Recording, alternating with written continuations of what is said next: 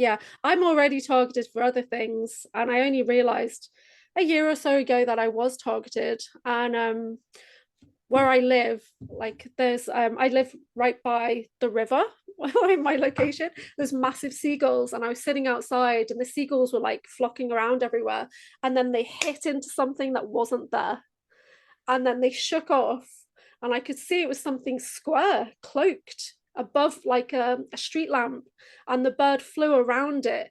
And that was the moment when I realized, oh, okay, this is why I don't sleep more than 2 hours. This is why I'm exhausted all the time. And, I have terrible trouble with mobility at times. I'm just constantly getting blasted. And I was working on a power processing plant, nuclear processing, and I always felt like the dose was so high, and I thought this can't be right. But then Yeah, and Jess then you did quit it a year confirm ago, that. right? Yeah, I only left there in December.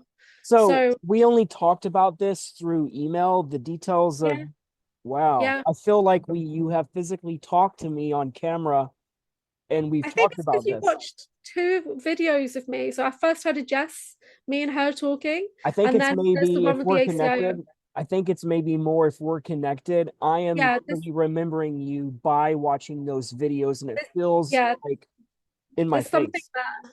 Because it was through her that I realized that the cloning was much bigger than Sean had let me believe at that point in time. And I have got this connection to see through and daydream through. So I think you probably have that same connection, because we seem to be like a parallel of each other in some way, which I didn't.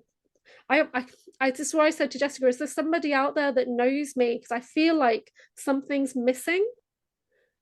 I don't know if that makes sense, but I feel like if in that lab I'm looking at you, like you're the mirror of me. So I don't know. It just feels like something's missing. Have you asked Sean about that?